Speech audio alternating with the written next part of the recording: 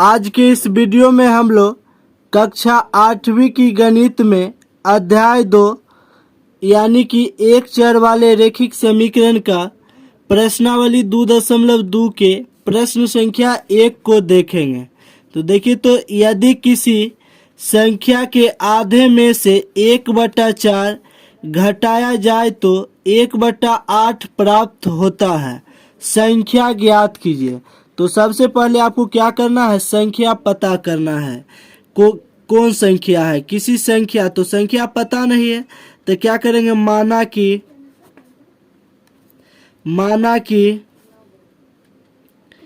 किसी संख्या बराबर x मान लिए। माना कि किसी संख्या क्या है, x। तो प्रश्न में कहता है यदि किसी संख्या के आधे में से, तो संख्या का अगर आधा करेंगे, संख्या का आधा, संख्या क्या है x, और इसका अगर आधा करते हैं तो 2 से भाग देंगे। संख्या का आधा का मतलब होता है 2 से भाग देना। किसी भी चीज को अगर आधा करेंगे तो 2 से भाग देंगे। तो यहाँ किसी संख्या क्या है, x, और संख्या का आधा करेंगे तो 2 से भाग देंगे, यानी x/2। तो प्रश्न में कहा यदि किसी संख्या के आधे में से, तो आधा है यानी x/2, संख्या के आधे में से 1/4 घटाया जाए।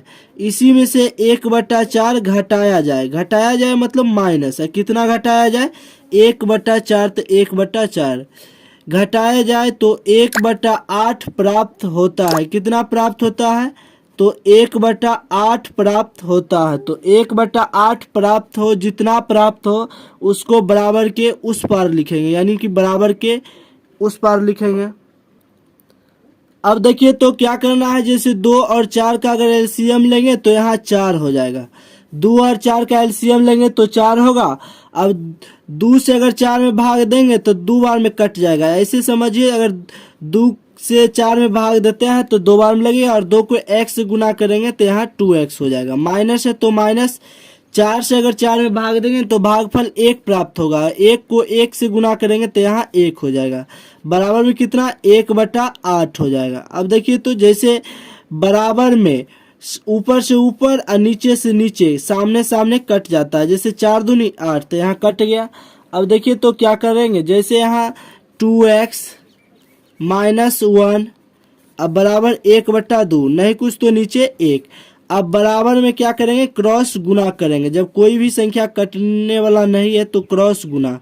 2 को 2x से गुना करेंगे तो यहाँ 4x हो जाएगा। 2 को 1 से गुना करेंगे तो -2, चूंकि यहाँ माइनस है। बराबर तो बराबर 1 गुना 1 करेंगे तो यहाँ 1 हो जाएगा। अब देखिए, तो 4x 1 बराबर के इस साइड -2 है तो बराबर के उस साइड जाएगा तो यहाँ +2 हो जाएगा। 1 और 2 को जोड़ेंगे तो यहाँ 3 हो जाएगा, और यहाँ कितना, 4x। 4 इधर x के साथ गुना में है तो बराबर के उस साइड जाएगा तो भाग में हो जाएगा, यानी 3/4। यानी कि x का मान कितना निकल गया, 3/4। यानी कि माना कि किसी संख्या x माने थे तो लिखेंगे यहाँ कि किसी संख्या क्या था, कुछ पता नहीं, तो संख्या माने थे। माना कि किसी संख्या बराबर क्या, x, और x का मान कितना निकला, तो 3/4। यानी 3/4 में से अगर 1/4 घटाएंगे तो 1/8 प्राप्त हो जाएगा। अब देखिए, तो हम लोग प्रश्न संख्या 2 को देखेंगे। यदि किसी आयत की लंबाई और चौड़ाई का अंतर 5 मीटर हो और परिमिति 110 मीटर हो तो लंबाई एवं चौड़ाई ज्ञात करें। तो सबसे पहले आपको क्या करना है, यहाँ हल लिखना है। जैसे मान लीजिए कि एक आयत है, तो देखिए, तो यहाँ आयत का एक आकृति बना देते हैं। आयत का है एक आकृति बनाए। अब देखिए, तो आयत में आप जानते हैं कि 2 गो लंबाई और 2 गो चौड़ाई होता है। यहाँ से यहाँ तक देखिए तो ये लंबाई है, और यहाँ से यहाँ तक ही लंबाई है। चौड़ाई की बात करें तो ये ऊपर से नीचे है और ये भी ऊपर से नीचे है। अब देखिए, तो कहता है प्रश्न में यदि किसी आयत की लंबाई और चौड़ाई का अंतर जो है 5 मीटर है, मतलब लंबाई और चौड़ाई का अंतर मीन्स घटाव दिया हुआ है कितना 5 मीटर और परिमिति कितना है 110 मीटर। तो मान लेते हैं, माना कि आयत की लंबाई कितना है तो मान लेते हैं x। जब ई x है तो ई भी कितना होगा x, और चौड़ाई को y मानते हैं, जब ई y है तो ई भी क्या हो जाएगा y हो जाएगा। तो मानते हैं, माना कि आयत की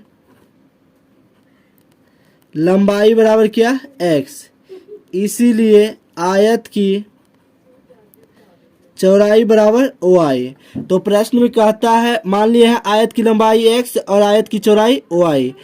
तो एक प्रश्न में कहता है यदि किसी आयत की लंबाई और चौड़ाई का अंतर कितना है 5 मीटर, यानी लंबाई और चौड़ाई को क्या करते हैं घटाते हैं तो कितना होता है 5। तो यहाँ लिखेंगे लंबाई कितना है x और चौड़ाई कितना है y, तो दोनों का अंतर, लंबाई और चौड़ाई का अंतर मीन्स घटाव, कितना अंतर है तो 5। तो यहाँ लिखेंगे 5। तो x माइनस वाई बराबर कितना 5, समीकरण फर्स्ट, इसको लिखेंगे समीकरण फर्स्ट। और परिमिति कितना है 110 मीटर है, परिमिति कितना दिया हुआ है 110 मीटर।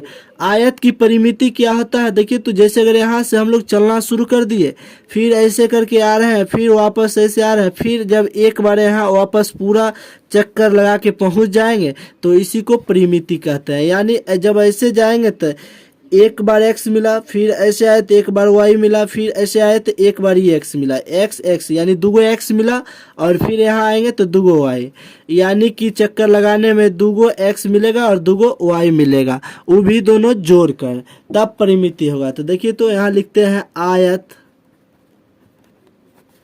की परिमिति बराबर सूत्र होता है, आयत की परिमिति बराबर सूत्र होता है 2 लंबाई प्लस 2 चौड़ाई, यानी कि एक चक्कर जब लगाएंगे तो दुगो लंबाई एक, तो 2 लंबाई एक, तो यानी 2 चौड़ाई। अब इसी को अगर कॉमन लेके लिखते हैं तो देखिए, तो 2 कॉमन लेंगे तो यहाँ से बच जाएगा लंबाई प्लस, दोनों जगह 2 है तो 2 कॉमन लिए तो यहाँ लंबाई आ जाएगा, प्लस है तो प्लस, ये 2 तो बाहर चला गया है, कॉमन ले लिए है तो यहाँ अंदर में प्लस चौड़ाई हो जाएगा। यानी आप डायरेक्ट बोल सकते हैं आयत की परिमिति, तो इसी को सब याद करके रेडीमेड रहता है, आप भी रेडीमेड रहिए 2 इंटू लंबाई प्लस चौड़ाई। नहीं तो अगर बताना है तो फोटो आकृति की मदद से आप बताइए, दुगो लंबाई प्लस दुगो चौड़ाई। और आयत की परिमिति कितना दिया हुआ है 110 मीटर, तो यहाँ लिखेंगे 110 2 है तो 2, लंबाई कितना है तो आयत की लंबाई मान ली है x, यहाँ भी है माना कि आयत की लंबाई कितना है x, तो यहाँ x हो जाएगा, प्लस है तो प्लस, और चौड़ाई कितना है तो चौड़ाई को y माने हैं दोनों जगह, यहाँ भी y, तो y हो गया। अब देखिए, तो इधर 2 जो है गुना में है x प्लस y के साथ, बराबर के इस साइड अगर आता है तो भाग में हो जाएगा, तो 2 से भाग देंगे इधर x प्लस y, 2 से जब 110 में भाग देते हैं तो ये 55 आ जाएगा, तो x प्लस y बराबर कितना 55। अगर इसी को सीधा रूप में लिखे तो x प्लस y बराबर कितना 55, समीकरण ये हो जाएगा सेकेंड। अब देखिए, तो जैसे समीकरण फर्स्ट है x माइनस वाई बराबर 5 और समीकरण सेकेंड आया x प्लस वाई बराबर 55, तो क्या लिखेंगे, जैसे लिखेंगे समीकरण फर्स्ट और सेकेंड से, तो समीकरण फर्स्ट और सेकेंड से, यानी समीकरण फर्स्ट को और सेकेंड के लिखेंगे। तो समीकरण फर्स्ट क्या है x माइनस वाई बराबर कितना 5, और समीकरण सेकेंड कितना है तो x प्लस वाई बराबर 55, तो यहाँ लिखेंगे x प्लस वाई बराबर 55। अब देखिए, तो जैसे यहाँ माइनस वाई और प्लस वाई कट गया, x और x को अगर जोड़ते हैं तो 2x हो जाएगा, 55 और 5 को जोड़ेंगे तो यहाँ 60 हो जाएगा, 55 और 5 को जोड़ेंगे तो 60। इधर 2 जो है x के साथ गुना में है तो बराबर के उस से आ जाएगा तो भाग में हो जाएगा, यानी 2 से अगर भाग देते हैं तो यानी x का मान कितना निकल गया 30। तो अब लिखेंगे समीकरण फर्स्ट में x का मान, समीकरण फर्स्ट में x का मान रखने पर, समीकरण फर्स्ट क्या है, x माइनस वाई बराबर कितना 5। तो यहाँ लिखेंगे x माइनस वाई बराबर कितना 5। देखिए तो x का मान यहाँ 30 दिया हुआ है, तो यहाँ लिखेंगे 30 माइनस वाई बराबर 5, माइनस वाई 5, इधर प्लस 30 है तो बराबर के उस साइड जाता है, तो यहाँ हो जाएगा माइनस 30। 5 में से अगर 30 को घटाते हैं, 5 में से 30 को घटाएंगे तो माइनस 25। चूँकि छोटी संख्या में से बड़ी संख्या जब घटेगी तो बड़ी संख्या में माइनस रहे तो माइनस लगा देना है, और 30 में से 5 घटा के 25 लिख देंगे। यहाँ माइनस वाई, माइनस से माइनस कट जाएगा, यानी वाई का मान जो है 25 हो जाएगा। तो इसीलिए आयत की लंबाई क्या हो जाएगा, तो आयत की लंबाई बराबर x माने हैं और आयत की चौड़ाई बराबर y माने हैं। तो देखिए तो आयत की लंबाई x माने हैं और x का मान 30 आ गया, तो यहाँ लिखेंगे 30, और चौड़ाई कितना y माने हैं और y का मान आ गया 25। दोनों मीटर में है तो यहाँ m लिख देंगे, यानी आयत की लंबाई 30 मीटर और आयत की चौड़ाई हो गया 25 मीटर। अगर दोनों को घटाते हैं तो 30 में से 25 घटाइए तो 5। यही का प्रश्न में कह रहा था जो आयत की लंबाई और चौड़ाई का जो अंतर है 5 मीटर, यानी कि देखिए तो यह 30, x का मान 30 निकला यानी 30 मीटर, और y का मान निकला है 25 मीटर। अगर 30 में से 25 घटाएंगे तो 5, बिल्कुल सही है। लंबाई और चौड़ाई का अंतर कितना है 5 मीटर। तो इसी प्रकार से आप इस प्रश्न को हल कर सकते हैं। चूंकि क्वेश्चन ही बड़ा है, लॉन्ग है, तो आप क्या करें, बार बार इसे प्रैक्टिस करें। अब प्रश्न संख्या 3 देखिए तो चीनी के मूल्य में 25% की वृद्धि होने पर अब 1 किलोग्राम चीनी का मूल्य 32 रुपया है, तो प्रारंभ में चीनी का मूल्य प्रति किलोग्राम क्या था। हुआ कि पहले आप चीनी खरीदने जा रहे थे तो कुछ कम में मिल रहा था, अब क्या हुआ, चीनी के दाम में 25% की वृद्धि हुई।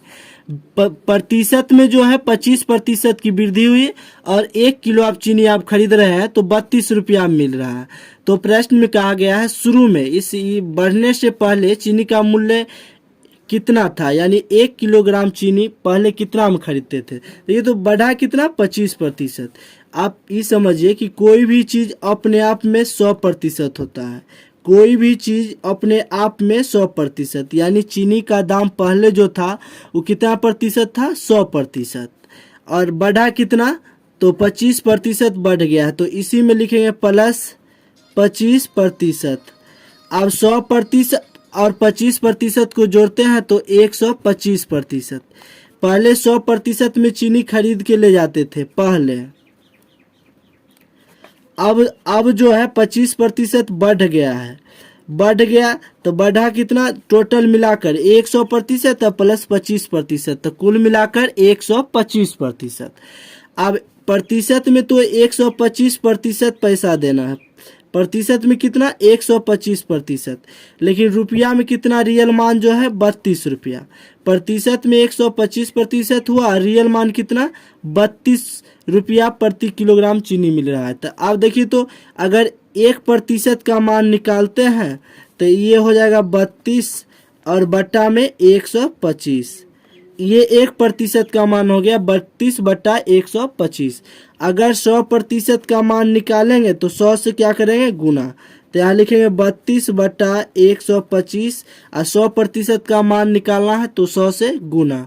अब देखिए तो 25 से अगर इस सब में भाग देंगे तो ये हो जाएगा 25 पचे 125। 25 से अगर 125 में भाग देते हैं तो 25 पचे 125 और 25 चौका 100। अब देखिए तो क्या करना है, जैसे यहाँ 5 से अगर 32 में भाग देते हैं, या ऐसे समझिए 32 को 4 से गुना करके लिखते हैं तो 4 दूनी, तो यहाँ हो जाएगा 8, 4 तिया 12, 128 और नीचे कितना 5। अब देखिए तो 100% का मान जो है 128 बट्टा 5 हो गया, लेकिन आपको तो रुपया में पता नहीं लगा कितना हुआ, तो 5 से भाग देंगे। देखिए तो 5 दूनी 10, 5 दूनी 10, तो यहाँ 12 है, 10 से कट गया 2 बचा, और 2 पर 8 28, तो 5 25।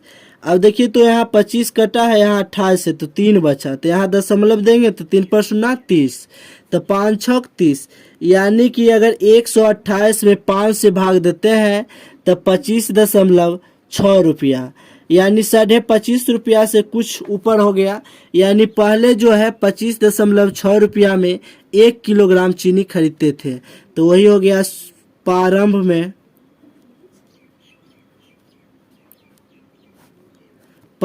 में 1 किलोग्राम चीनी का मूल्य कितना हो गया, तो 25.6 रुपया है। यानी पहले जो चीनी खरीदते थे 1 किलोग्राम चीनी ले जाते थे और रुपया कितना देते थे, तो 25.6 रुपया। इसी के साथ अब हम लोग नेक्स्ट वीडियो में प्रश्न संख्या 4 और 5 का हल देखेंगे। अगर आप पहली बार वीडियो को देख रहे हैं तो चैनल को सब्सक्राइब कीजिए, लाइक कमेंट कीजिए और दोस्तों के साथ वीडियो को शेयर कीजिए। मिलते हैं अगली वीडियो में, तब तक के लिए धन्यवाद।